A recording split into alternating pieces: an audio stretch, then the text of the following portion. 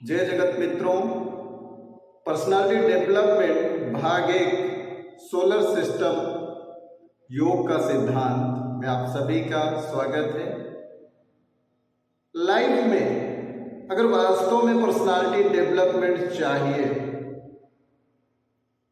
और आपको लगता है कि ये अलग अलग तरह के जो मोटिवेटर्स हैं या मोटिवेटर्स की बुक्स हैं उसको पढ़ने के बाद एक जोश का संचार हुआ, लेकिन पर्सनालिटी ज्यों की त्यों वही पड़ी हुई है, तो आप कुछ गलती कर रहे हैं। और गलती ये कर रहे हैं कि वास्तव में इसका जो सिद्धांत है, पर्सनालिटी डेवलपमेंट के जो प्रिंसिपल हैं, वो आपने नहीं समझा है।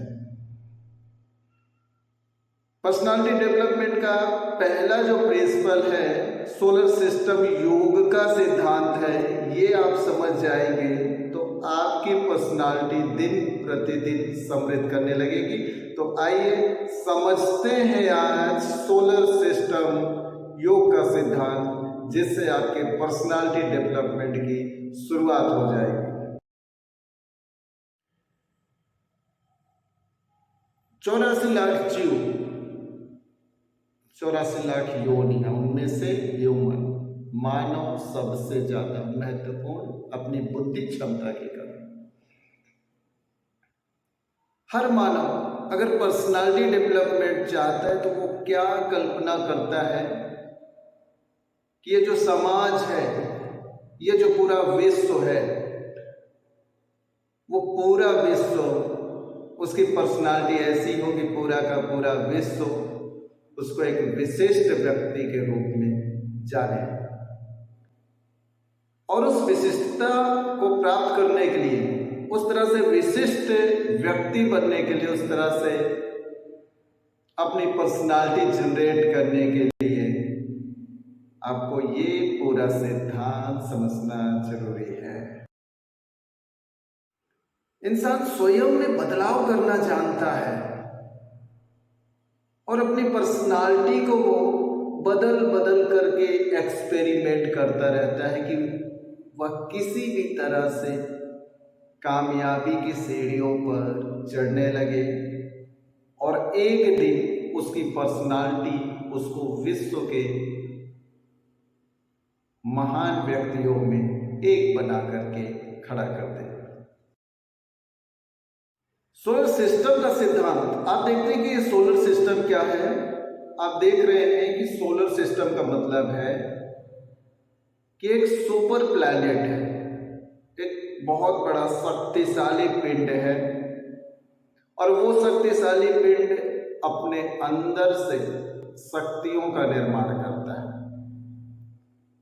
उस शक्ति का जो तंत्र है वो चारों तरफ उसकी जो ऑरा है, उसकी शक्ति का संचार है, उसका जो प्रकाश है, उसकी जो चुंबकीय शक्ति है, वो इस तरह से चारों तरफ फैल जाती है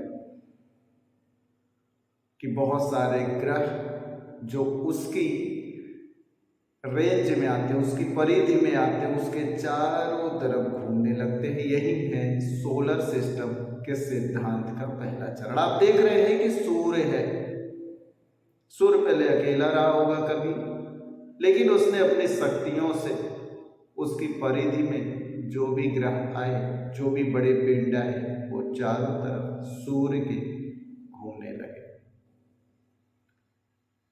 बड़े पिंड ग्रह के रूप में जाने गए और कुछ छोटे पिंड थे जो ग्रहों के चुंबकीय शक्ति के रेंज में आए और उनके चारों तरफ घूमने लगे। आपको क्या बनना है? इन ग्रह की तरह बनना है या उपग्रह की तरह बनना है या सूर्य की तरह बनना है? निश्चित ही है कि आप जानते हैं कि आपको वास्तव में बनना क्या है। इसको और आगे हम समझते हैं कि वास्तव में आपको बनना क्या है, हम आपको क्या बनाना चाहते हैं और स्वयं को आप क्या बनाना चाहते हैं। चाहे वह एक एम्प्लॉय हो अथवा एक सेठ हो, राजा हो, ऑनर हो कंपनी का, मतलब चाहे नौकर हो चाहे एक राजा हो, वो दोनों की कल्पनाएं भिन्न हैं। ये दोनों ग्रह और सूर्य की तरह है। जो ऑनर होता है वो कहीं से नहीं बना होता है, किसी के द्वारा नहीं बना होता, सारे नियम वो खुद बनाता है। और जो उसके अंतर्गत काम करने वाला एम्प्लाई होता है वो ऑनर के बनाए गए नियमों पर चलता है। और एक अच्छा एम्प्लाई वही कहलाता है कि जो उन नियमों के आधार पर सफलता को अर्जित करके दिखाए। और एक अच्छा ऑनर वही कहलाता है कि जो उन नियमों के आधार पर जो उसके अंतर्गत के एम्प्लाई हैं, जो उसके अंतर्गत नौकर हैं, उनको वो सही तरीके से नियंत्रित करके चला सके। एक तीसरी प्रकृति का भी व्यक्ति होता है जो चाहे नौकर हो अथवा वो नौकर ना हो। तो इसमें दो तरह के लोग हैं। एक तो नौकर हैं, किसी से बंधे हुए हैं लेकिन फिर भी कार्य नहीं करना चाहते, आलसी। दूसरा एक राजा की तरह स्वतंत्र है लेकिन उनके पास कोई नियंत्रण शक्ति नहीं, उनके अंतर्गत कोई नौकर नहीं है, कोई एम्प्लाई नहीं है। और ये दोनों लोग सिर्फ अपने आलस्य के साथ में कल्पनाएं करते हैं कि उनको कुर्सी मिल रही है, उनके सिर पर ताज रखा जा रहा है, उनको सत्ता मिल रही है और वो सत्ता को चला रहे हैं। ऐसी कल्पनाएं भी करने वाला एक तीसरा व्यक्ति भी होता है। पर्सनालिटी डेवलपमेंट को समझने के लिए समझना पड़ेगा कि 4 तरह के व्यक्तित्व हैं और उनमें से हमको पहले ये दृढ़ करना होगा, ये पक्का करना होगा कि हमें किस तरह का व्यक्तित्व बनना है। पहला आप देख रहे होंगे कि एक मालिक है जो सूर्य की तरह है, ऑनर है सूर्य की तरह। वो एक सेठ भी हो सकता है, एक राजा भी हो सकता है, एक गुरु भी हो सकता है, वो कुछ भी हो सकता है कि एक व्यक्ति है जिसके हाथ में नियंत्रण है। वो राजा की तरह, सूर्य की तरह। दूसरा वो है कि जो आदेशों का पालन जिसको करना है और जिसको अपने मालिक के बनाए नियमों पर चलना है, वो एक शिष्य भी हो सकता है, एक नौकर भी हो सकता है। तीसरा वो है कि जिसको आदेशों का पालन तो करना है, जिसको चलना तो है, लेकिन जिसको पर्सनालिटी डेवलपमेंट या सत्ता या ऊंचाई पर चढ़ने की कोई भूख नहीं है। इससे पहले का जो था एम्प्लाई था, या तो वो मालिक बनना चाहता है या तो ऊंचे पद में जाना चाहता है, सबसे बड़े पद का नौकर बनना चाहता है। तो ये जो तीसरा है कि इसको कोई लालसा नहीं है, इसका बधा हुआ नियम है, बधा हुआ कर्म है जो अपने मालिक के नियंत्रण के अंतर्गत है और वो अपने कर्म में परिपक्व है, किंतु उसके पास इतनी ब्रेन पावर नहीं है अथवा उसके अंदर लालसा नहीं है। वो नियमित जो है उस कर्म को करे जा रहा है, उसको पर्सनालिटी डेवलपमेंट की भूख नहीं है। वो जितना गंवार है उतना गंवार हमेशा रहेगा, जितना देसी है उतना देसी हमेशा रहेगा, जितना निम्न है उतना निम्न हमेशा रहेगा और उतने कर्म को उसी तरह से करता रहेगा। एक चौथा है जिसको आप धूमकेतु के रूप में ब्रह्मांड में समझते हैं कि जो किसी के नियंत्रण में नहीं है, जो कभी इधर घूम रहा है कभी उधर भटक रहा है, और जिस प्लैनेट से टकरा गया वहां तो या तो खुद जल जाएगा या तो वहां पर जाकर के बहुत बड़ा एक नुकसान पैदा कर देगा। ये जो धूमकेतु है ये चौथे तरह का व्यक्तित्व है और ये चौथे तरह का भी व्यक्तित्व होता है समाज में, जिसके अंतर्गत जो ना किसी के नियंत्रण में होता है और जिसके नियंत्रण में ना कोई होता है। अब ये आपको निर्धारित करना है कि अपने पर्सनालिटी डेवलपमेंट के लिए आपने अगर अपने जीवन को उत्कृष्ट बनाने की राह को चुना हुआ है, तो आपको पहले ये समझना पड़ेगा कि आपका व्यक्तित्व तो इन चार में से क्या है। कुछ भी हो सकता है। अगर आपको मालूम चलता है कि इन चार में से हमारा ये व्यक्तित्व है और हमको पर्सनालिटी डेवलपमेंट करने के लिए इस तरह के व्यक्तित्व को अपने को बनाना पड़ेगा, तो इसको और भी गहराई से समझते हैं कि हमको पर्सनालिटी डेवलपमेंट में ये सोलर सिस्टम, योग का सिद्धांत कहाँ से मदद करने वाला है।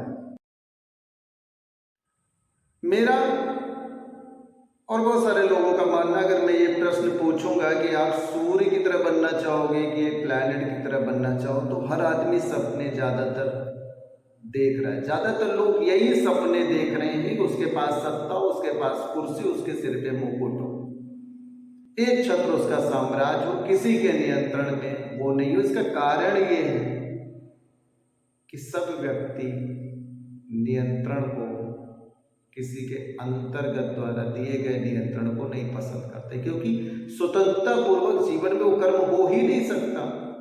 नियंत्रण में जो आप वास्तव में करना चाहते हैं, भले ही आप अच्छा कर्म करना चाहते हैं, लेकिन आपकी अच्छाई को, आपके कर्म को सिर्फ आप बेहतर समझ सकते हो, कभी आपका मालिक नहीं समझ सकता है। हर कोई चाहता है कि वो सूर्य की तरह बने, लेकिन एक सूर्य की तरह बनने के लिए हमको क्या प्रयत्न करना है, कहाँ तक पहुँचना है, कौन से विज्ञान को समझना है, किस ज्ञान को समझना है और किस ज्ञान के अंतर्गत चलना है, किसको फॉलो करना है, इसको समझना बहुत ही जरूरी है। आगे इसको समझते हैं कि ये क्या सिद्धांत है, सूर्य को बनने का क्या सिद्धांत है। उस तरह से बनने के लिए, एक सूर्य को बनने के लिए, एक सूर्य को, स्वयं को सूर्य बनाने के लिए किस तरह से बनना पड़ता है, तो ये हम सूर्य के पास ही जाकर के इस बात को समझते हैं कि वास्तव में सूर्य क्यों इतना पावरफुल है कि वो 9 ग्रहों को नियंत्रण में रख रहा है। और इस ब्रह्मांड में बहुत सारे सूर्य हैं, कोई हजार हजार ग्रहों को अपने चारों तरफ चक्कर कटवा रहे हैं, सभी 9 ग्रह को नहीं कटवा रहे। तो आखिर क्या वो विज्ञान है कि जो एक सूर्य को, एक साधारण से पिंड को सूर्य बनाता है? तो सबसे पहले हम इसको समझने के लिए सूर्य के पास ही जाते हैं। एक सूर्य को सूर्य बनने के लिए बहुत सारी शक्तियां अपने भीतर रखनी पड़ती हैं। वैज्ञानिकों के अनुसार सूर्य जीव वर्ग का मुख्य उपक्रम तारा है, जिसे पीला वामन, येलो ड्वार्फ भी कहते हैं।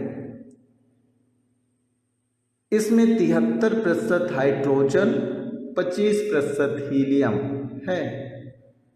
सूर्य के अंदर ऑक्सीजन, कार्बन, नियॉन और लोहा भी कुछ मात्रा में मौजूद होता है। इसके विभिन्न परतें हैं, जैसे पर्सनालिटी डेवलपमेंट करने के लिए व्यक्ति को इन परतों को समझना पड़ेगा। एक सूर्य की तरह बनने के लिए इन परतों को समझना पड़ेगा। ये विभिन्न परतें, एक सौर केंद्रक, एक विकिरण क्षेत्र, एक संवाहक क्षेत्र होता है, और इन्हीं परतों में ही बहुत सारे ऊर्जाओं के और शक्ति के स्रोत समाहित होते हैं।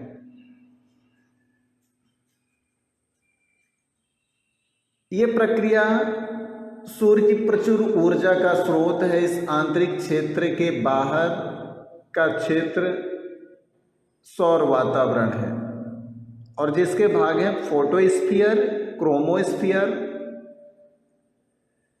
संक्रमण क्षेत्र और प्रभामंडल या कोरोना। फोटोस्फीयर सूर्य का दृश्य क्षेत्र है। इस क्षेत्र से निकलने वाला प्रकाश वातावरण के भागों को प्रकाशित करता है, जो हमें प्रकाश के रूप में दिखाई दे रहा है। सूर्य पर चुंबकीय क्षेत्र के प्रभाव से उत्पन्न सौर कलंक सन स्पॉट्स इस क्षेत्र में आपको उत्पन्न होते दिखाई देंगे। इसका तापमान 5770 केल्विन से 5780 केल्विन के बीच होता है। दूसरी परत है क्रोमोस्फीयर। क्रोम का अर्थ है रंग, और क्रोमोस्फीयर के नाम से यह क्षेत्र हल्का गुलाबी या लाल आभा का होता है।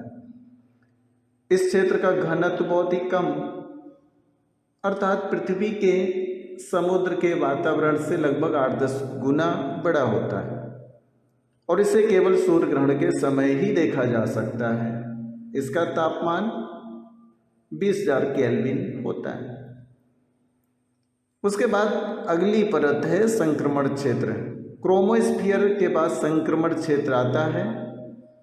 इस क्षेत्र का तापमान अचानक ही बढ़ भी जाता है, जैसे 20,000 केल्विन से 10 लाख केल्विन तक पहुंच जाता है। इस क्षेत्र को पृथ्वी से नहीं देखा जा सकता, लेकिन इसे अंतरिक्ष के उपग्रहों द्वारा या अल्ट्रावायलेट उपकरणों के द्वारा देख सकते हैं। उसके बाद बहुत ही महत्वपूर्ण भाग है प्रभामंडल या कोरोना। सूर्य का जो सबसे बाह्य क्षेत्र है वो प्रभामंडल या कोरोना है, या क्रोमोस्फीयर का सहज विस्तार है, लेकिन गुणधर्म इसका बिल्कुल भिन्न है। कोरोना को सूर्य ग्रहण के समय ही स्पष्ट देखा जा सकता है। यह सूर्य के आंतरिक भाग को घेरे हुए एक आभा मंडल के जैसे दिखाई देता है।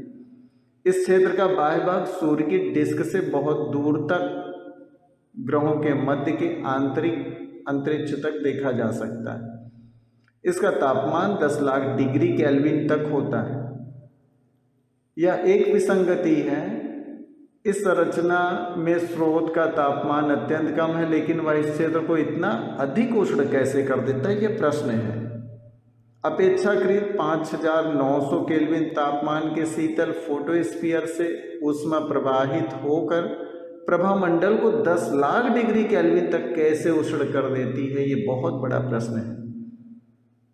यह एक पहेली है कि भीतर का जो तापमान है वो इतना शीतल है और बाहर का तापमान वो इतना गर्म है। मानवों ने इसकी जानकारी शताब्दियों पहले रखी, लेकिन इसकी वास्तविकता प्रकृति के बारे में उसे पूरी जानकारी नहीं थी। वैज्ञानिकों को पहले यह दृष्टि भ्रम लगा, यहाँ तक कि केल्पर जैसे वैज्ञानिक भी इसके लिए अनजान थे। 1869 में अमेरिकी खगोल शास्त्री डब्ल्यू हार्कनेस तथा सीएन यंग ने पहली बार इसके प्रभामंडल कोरोना के वर्णक्रम का अध्ययन किया।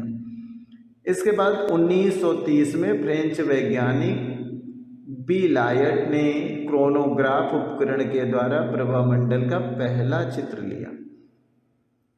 इस क्षेत्र में सौर ज्वाला जैसी संरचनाएं दिखाई दी उनको।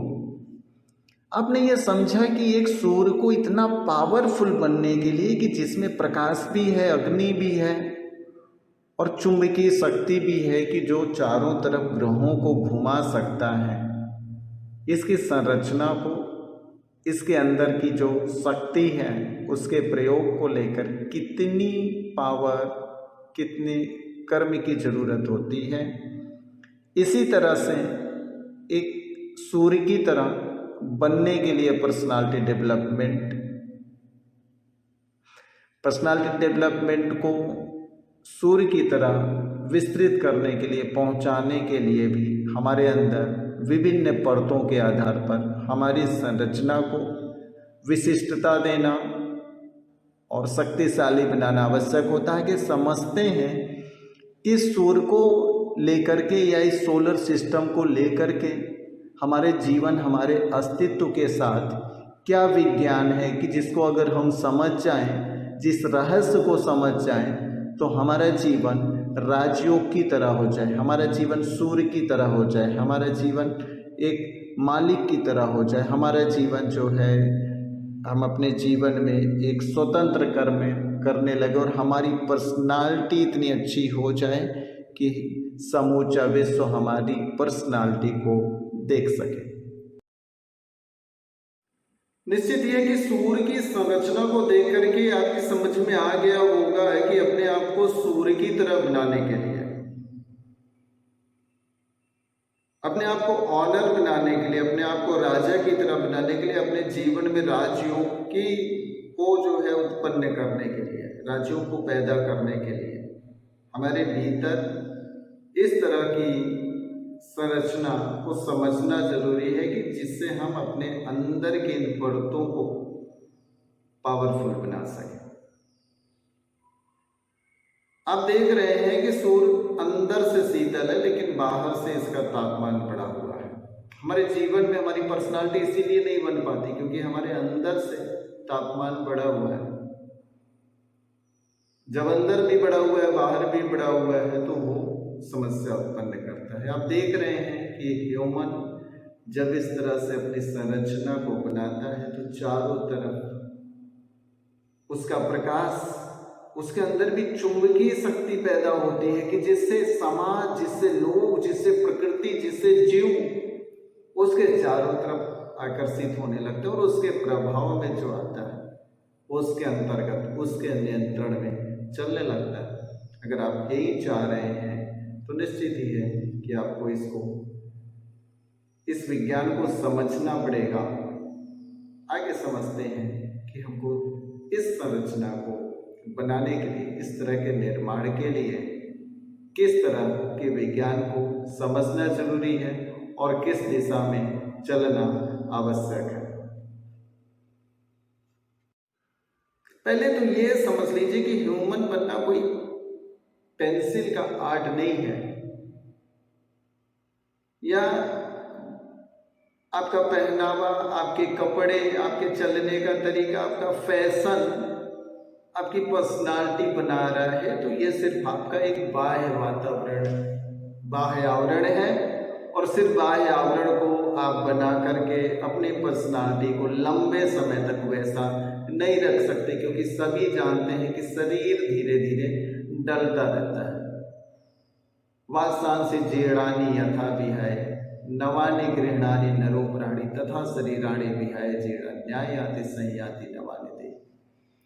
शरीर धीरे धीरे जीर्ण होता है और एक दिन समाप्त हो जाता है, फिर से नया शरीर मिलता है और फिर से हम जीवन में उसी तरह से इस ज्ञान को नहीं समझ पाते हैं। तो अपने शरीर के आधार पर अपनी पर्सनालिटी को दिखा करके समाज में प्रभाव उत्पन्न करने की कोशिश करते हैं, लेकिन असफल हो जाते हैं। अगर हमारे पास वो सत्ता, वो नियंत्रण और उस तरह से लोगों की भीड़, लोगों का आकर्षण नहीं हो पाता तो हम उसमें असफल हो जाते हैं। आप उसमें असफल हो जाते हैं तो आपको सफल होना है और सफल होने के लिए इसको शरीर से भी आगे और शरीर रूपी परत के भी अंदर की परत के विज्ञान को जानना बहुत ही आवश्यक है।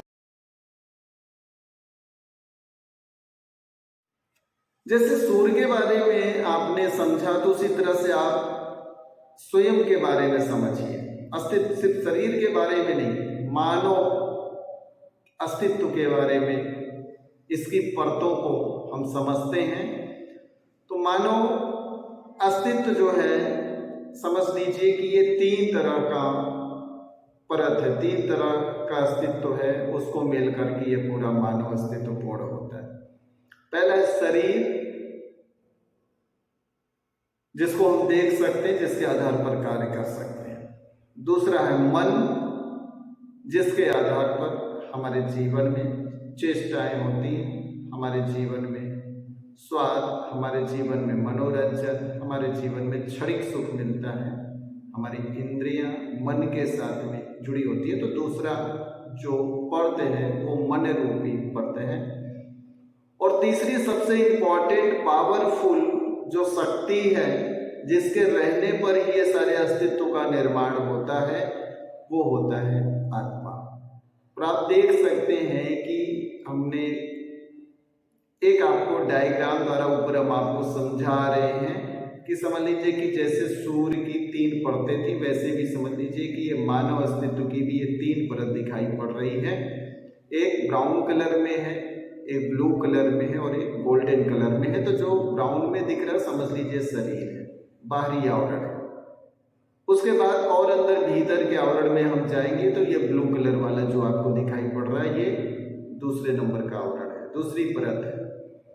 तीसरी परत हम समझ जाएंगे कि जो सबसे केंद्र में, जो सबसे मध्य में है, जो स्वर्ण वर्ण में चमक रहा है, वो जो है तीसरा सबसे महत्वपूर्ण आवरण है, जिसको हम आत्मा के नाम से जानते हैं।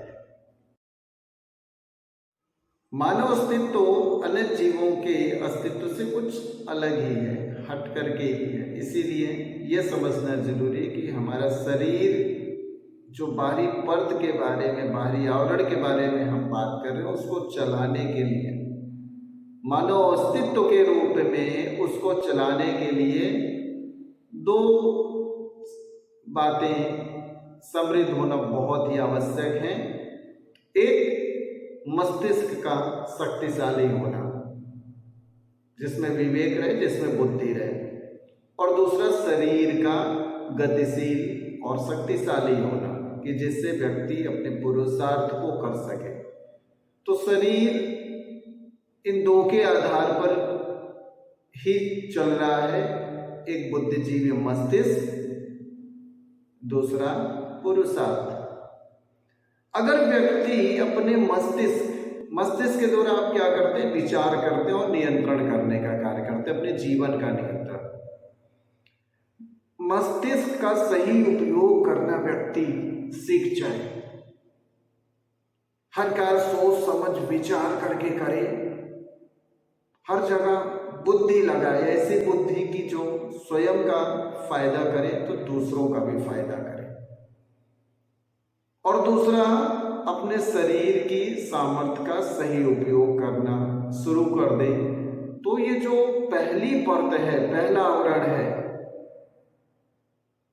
ये ऊर्जान्वित होने लगता है, ये सक्रिय होने लगता है, और इस तरह से मस्तिष्क और शरीर की क्षमता का सही उपयोग करते करते निरंतरता मिल जाए, आदत पड़ जाए, तो ये पूरी तरह से सक्रिय होकर के आप देख रहे होंगे कि ऊर्जा के घेरे के रूप में यह ज्वलंत हो गया। तो बाहरी परत ज्वलंत हो जाती है, मानव शरीर के रूप में ये जो बाहरी परत है ये सक्रिय हो जाती है, ज्वलंत हो जाती है। उसके बाद भी पर्सनालिटी डेवलपमेंट में अस्तित्व के निर्माण के लिए कुछ बातें शेष रहती हैं, जिसको हम आगे समझते हैं। दूसरी परत है मन रूपी परत। अब मन में कुछ विशेष चीजें आ रही हैं, आपकी आंख, आपका नाक, आपका कान, आपकी जीभ, जिससे आप स्वाद लेते हैं, और आपकी त्वचा।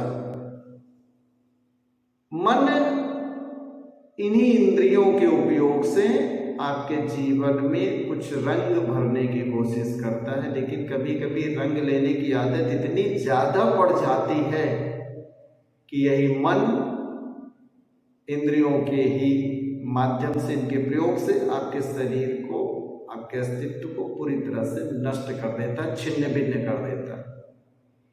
तो हमारे अंदर ये जो 5 विशेष इंद्रियां हैं, इस इंद्रिय के सही प्रयोग, बैलेंस के साथ प्रयोग, या एक इंद्रियों पर नियंत्रण जिसको कहा गया है, अगर व्यक्ति करना सीख जाए तो निश्चित ही है कि दूसरा जो आवरण है, दूसरी परत है, ये ज्वलंत हो जाती है, और पर्सनालिटी डेवलपमेंट की सक्रियता बहुत ज़्यादा बढ़ जाती है जीवन में। पर्सनालिटी डेवलपमेंट गतिशील रूप में एक्टिव हो जाता है, आपकी पर्सनालिटी समाज में विशेष रूप से दिखाई पड़ने लगती है। लेकिन कुछ बातें और भी इम्पोर्टेंट होती है कि जिसके आधार पर हमको समझना जरूरी है। कुछ तो ऐसी बातें हैं कि अंत समय तक निरंतर इस तरह से हमारी पर्सनालिटी रहे कि दुनिया हमारी बातों को स्वीकार कर सके, हमारी बातों को समझ सके। तो इसलिए आगे की इस बात को, इस विज्ञान को समझना सबसे ज्यादा आवश्यक है। किसी चक्र को चलाने के लिए सबसे महत्वपूर्ण केंद्र होता है। साइकिल के पहिए को घूमने के लिए सबसे महत्वपूर्ण केंद्र होता है, आप जिसको धुरी के रूप में जानते हैं। उसी तरह से इस जीवन के अस्तित्व के चक्र को सबसे अच्छी तरह से चलाने के लिए कि वह हमेशा चलता रहे, तो सिर्फ बाहरी पर्दे से काम नहीं चलता। इसीलिए लोग असफल हो जाते हैं कि वो सिर्फ बाहरी पर्दे पर ध्यान देते हैं। केंद्र ही घूमेगा तभी जो है बाहरी पर्दे घूमेगी, आप जानते हैं।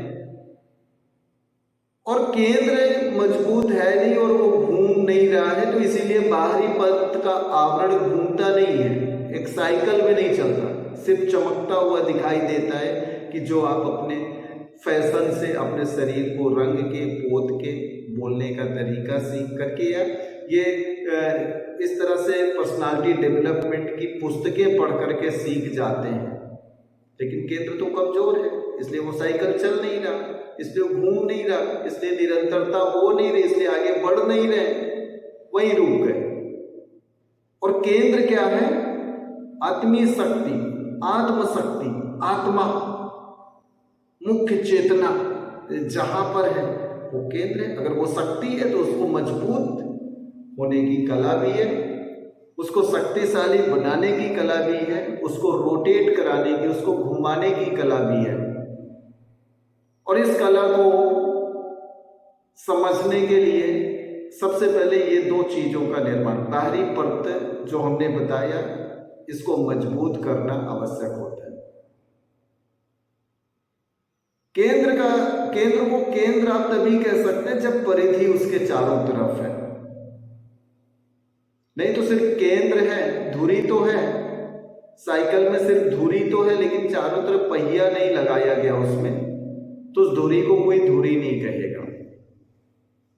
तो सबसे पहले धुरी तो है लेकिन पहिए का निर्माण जरूरी है, और पहिए के निर्माण के बाद उनको काम करना पड़ता है केंद्र पर।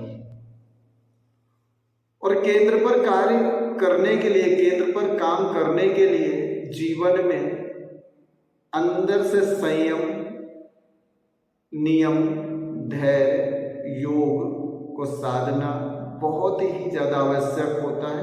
और इसको पूरी तरह से समझना चाहेंगे तो सीधे सीधे आप अष्टांग योग को समझ लीजिए। अष्टांग योग के आधार पर जीवन में खुद को साध लीजिए, केंद्र मजबूत हो जाएगा। उससे पहले बाहरी परतें आपने मजबूत कर दी है, आप एक सूर्य की तरह स्ट्रॉन्ग हो चुकेंगे,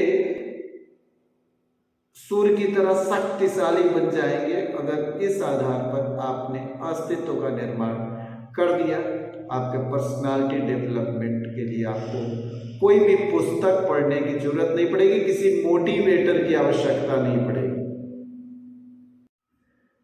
सोलर सिस्टम योग सिद्धांत को अगर आप समझ लेते हैं और इसके आधार पर अपनी पर्सनालिटी डेवलप करते हैं तो निश्चित यह है कि आप अंदर से और बाहर से दोनों तरह से आप अपनी सभी परतों के साथ में बहुत ज्यादा पावरफुल हो जाते हैं।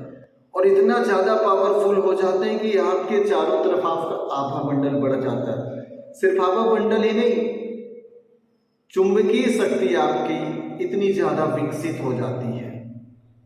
एक सूर्य की तरह, जैसे सूर्य मैग्नेटिक फील्ड बनाता है वैसे आप मैग्नेटिक फील्ड बना रहे हो। और वो मैग्नेटिक फील्ड बहुत सारे लोगों को, बहुत सारे जीवों को आपकी तरफ आकर्षित करने लगती है। आपने देखा है कि ऐसे लोग जो बहुत ज्यादा इस तरह से शक्तिशाली हो जाते हैं उनकी तरफ लोग आकर्षित होते हैं, उनके पास भीड़ पड़ने लगती है, उनको लोग फॉलो करने लगते हैं, उनके लोग नियंत्रण में चलते हैं। ठीक उसी तरह से जीवों की भारी भीड़ आपकी तरफ आने वाली है अगर आप पर्सनालिटी डेवलपमेंट के इस विज्ञान को समझकर अपने ऊपर काम करके अपने पर्सनालिटी को डेवलप करते हैं। चाहे व्यक्ति संत हो या राजा, इस दुनिया में बहुत सारे ऐसे महान पुरुष हुए हैं कि जिन्होंने अपने आप को इस सोलर सिस्टम योग के सिद्धांत को समझ करके साधा, और साधने के बाद आज कोई जीवित है नरेंद्र मोदी की तरह, तो दुनिया उसके पीछे दीवानी है, उसकी तरफ आकृष्ट है। चाह करके भी कुछ लोग उसके विरोधी झूठा सिद्ध करना चाहते हैं, लेकिन वो झूठा नहीं सिद्ध कर सकते, क्योंकि वो अपने आप में, अपने भीतर में, अपनी उन परतों पर हमेशा काम करता है। आत्मा, मन और शरीर तीनों समृद्ध होकर के, तीनों एक साथ अपनी ऊर्जा की किरणें चारों तरफ बिखेरते हैं, दुनिया को प्रकाश देते हैं और अपनी चुंबकीय शक्ति के आधार पर दुनिया को अपने पीछे घुमाते हैं। रामकृष्ण परमहंस जैसे संत जो सिर्फ भारतीय संस्कृति और भारत को लेकर के ही चिंतित नहीं थे, बल्कि दुनिया के अस्तित्व को बचाने के लिए भी चिंतित थे। इसीलिए उनको मालूम था कि दुनिया को सही ज्ञान, सही उपदेश देना जरूरी है। अपने आप में काली के साधक और दुनिया को बचाने के लिए उन्होंने स्वामी विवेकानंद जैसा व्यक्ति तैयार कर दिया। इस तरह से बनने वाले व्यक्ति निश्चित ही है कि सोलर सिस्टम योग के सिद्धांत के आधार पर अपनी पर्सनालिटी को डेवलप करते हैं और अपने जीवन में राजयोग को प्राप्त करते हैं। आप भी प्राप्त कर सकते हैं अगर वास्तव में पर्सनालिटी डेवलपमेंट आप करना चाहते हैं। और अगर आप इस विज्ञान को नहीं समझना चाहते, आप सिर्फ बाहरी आवरण को सिर्फ पोत करके दिखाना चाहते हैं, तो आप दिखाइए, लेकिन अगर धुरी नहीं है तो परिधि कभी घूमने वाली नहीं है। इसीलिए आप जहां पर है वहीं रह जाएंगे, आगे नहीं बढ़ पाएंगे। निश्चित ही है कि ये पूरा ज्ञान, सोलर सिस्टम, योग सिद्धांत जो मैंने आपको बताया अच्छी तरीके से समझ में आया होगा। इस तरह से आगे की अगले सीरीज, अगले पड़ाव में आपको कुछ और नई विशेष रहस्यमयी बातें मिलेंगी कि जो आपकी पर्सनालिटी डेवलपमेंट के लिए बहुत ही जरूरी है। तो इसीलिए इस चैनल को सब्सक्राइब करिए, बने रहिए और हर एक सीरीज का आनंद लेते रहिए। धन्यवाद, नमस्कार।